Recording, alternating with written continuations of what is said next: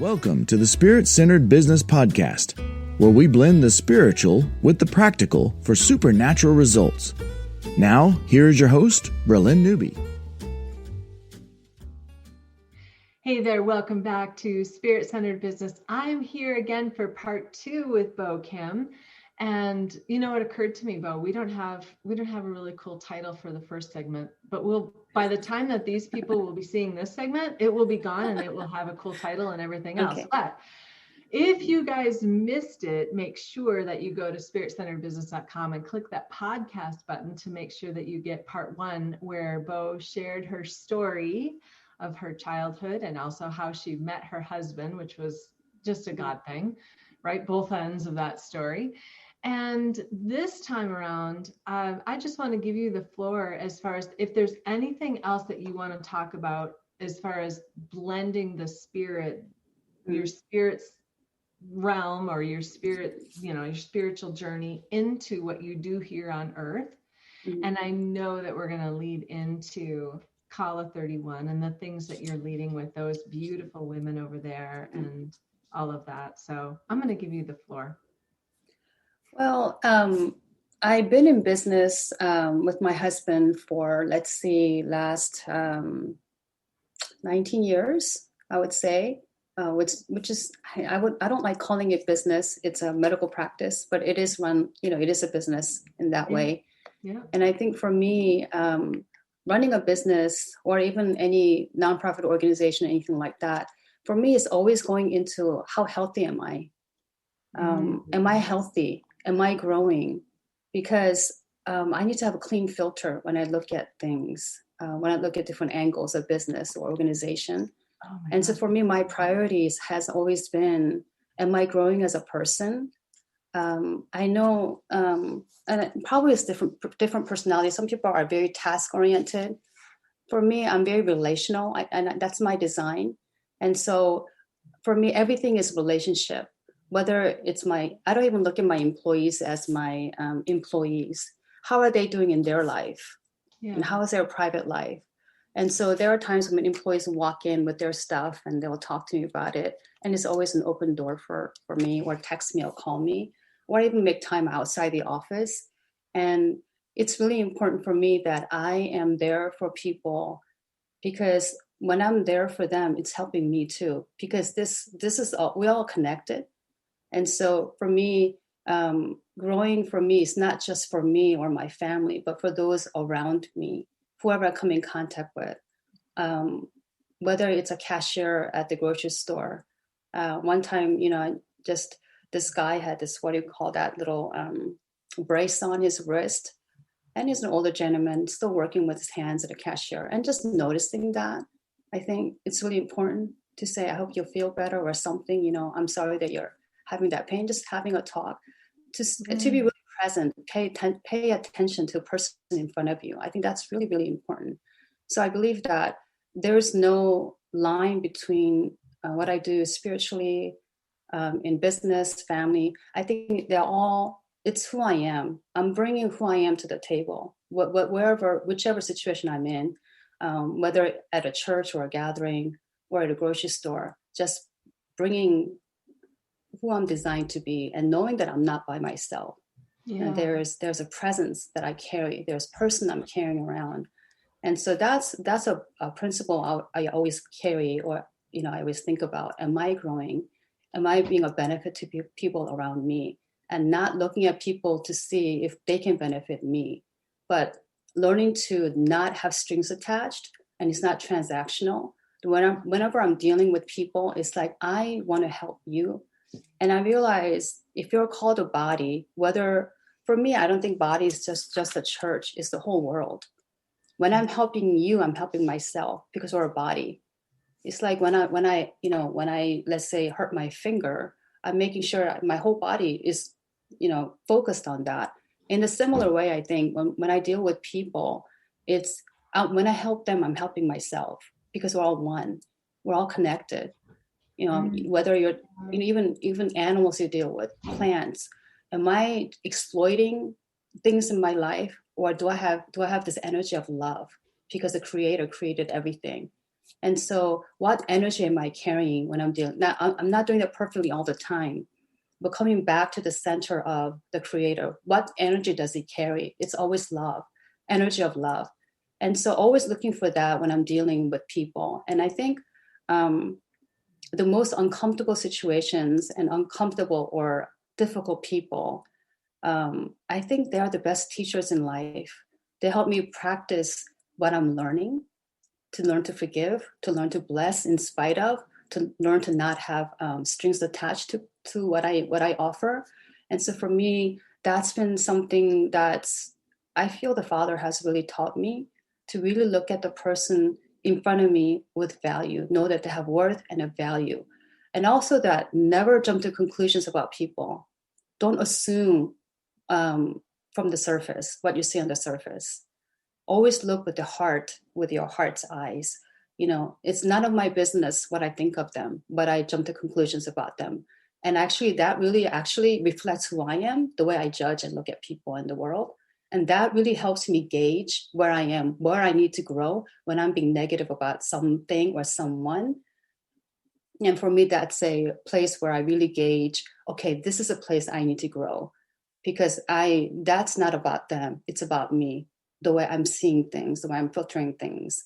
And so that's another thing that I look at, is always coming back to, I take responsibility for all the things I see and do. And that really having eyes to see my feelings, my words, my thoughts, and my actions. And really that's a mirror for me to where I need to grow, because it really shows me where I am internally. And having a rich internal world where I have rich conversations with God at all times. I don't think prayer is just you go in the closet. That's part of that, but it's communing with him all day. And even if you get coming back to who he is all day and making decisions with him. And, you know, there are times I have to call an insurance agent because of contract issue or billing issue at the office that we run. And there are times when we go out of norm and I would have something for them other than just office stuff, and making sure, really being in tune with the Father. What does this person need from you? And what can I offer in your name? So those, you know, that kind of mindset to carry, that he's teaching me every day, to have that attitude of just, how can I benefit those around me in his name? But then it's at the same time benefiting me, because we're all connected. Oh, that's so good.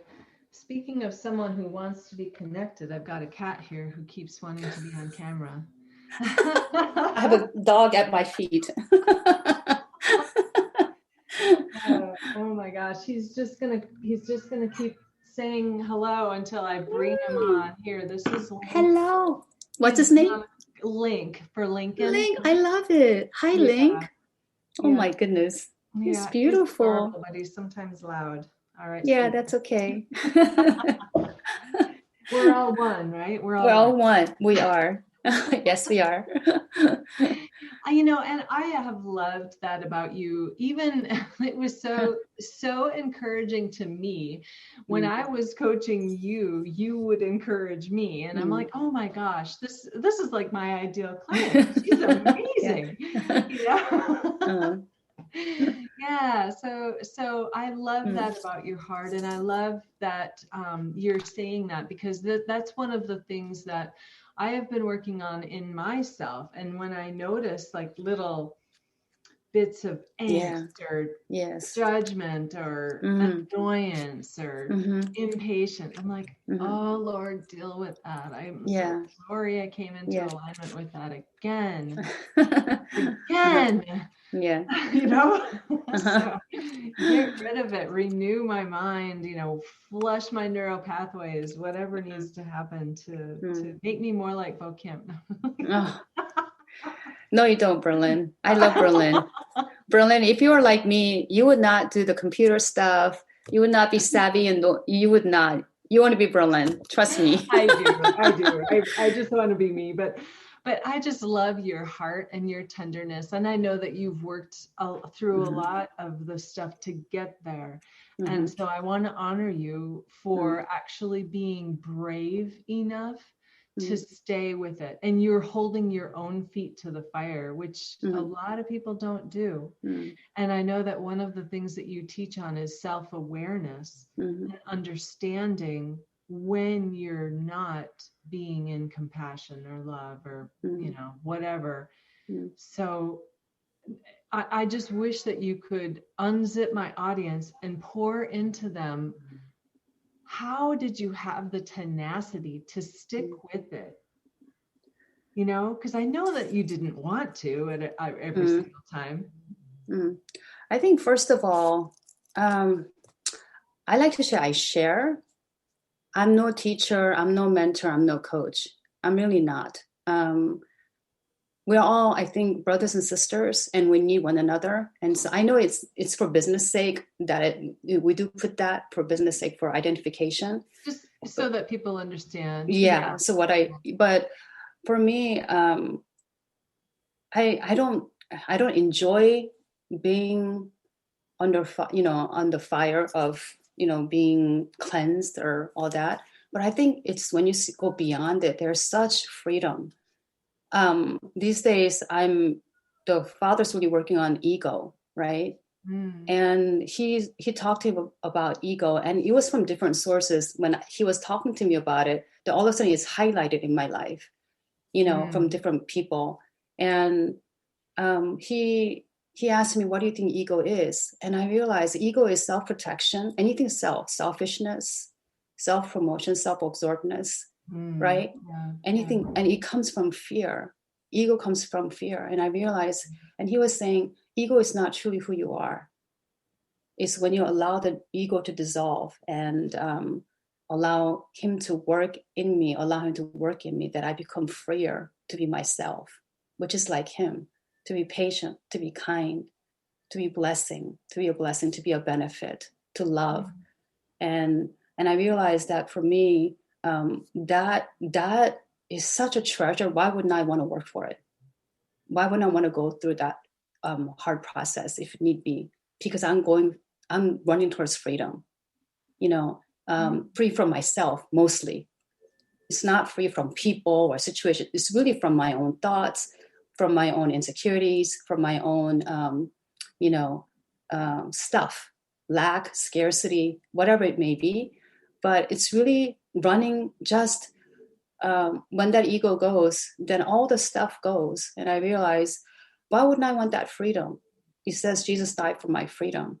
So when I look at that, when I look at ahead, then there's no such thing as sacrifice or concept. There is no such thing as sacrifice. I'm sacrificing selfishness. I'm sacrificing self-absorbedness. I'm sacrificing self-promotion or self-defensiveness, right? And so there's nothing to sacrifice, really. He did it all. He wants me free. Why wouldn't I want to run for that? And so it's like, you go through labor pain when you have baby. It's after all that labor and pain, you have this beautiful baby. I think in life, a lot of things are that way. You go through this pain process. You have to go through it. But the joy at the end is incomparable to what you're dealing with in the beginning. Yeah. So, yeah. And you're absolutely right that there are things that God wants for us that aren't going to be easy. And I know some people think, well, if I have to push and struggle and strive through this, it must not be God. But dear ones, that is the birthing of the thing. There's pushing through, and sometimes it's pushing through boredom, sometimes it's pushing through pain, sometimes it's pushing through, tearing all of those Band-Aids that you just kept sticking on over the wounds. I've done that a lot. Yes. Yeah, exactly. Yeah. So that's really good. Okay, I need to shift gears now because I just want you to be able to share all about Kallah 31, how you started it, what it is, the amazing work that you guys are doing in the world, and of course, the new book that you just released. Well, Kallah 31, I don't know what to say except that we are a group of people that really want to benefit the world. And a lot of people in Kallah 31 are already in ministries. They have their own things going. we just came together to build relationships and to be support to one another. And whatever we can do together to make a world a better place, whatever that looks like, we are willing to do that. And so just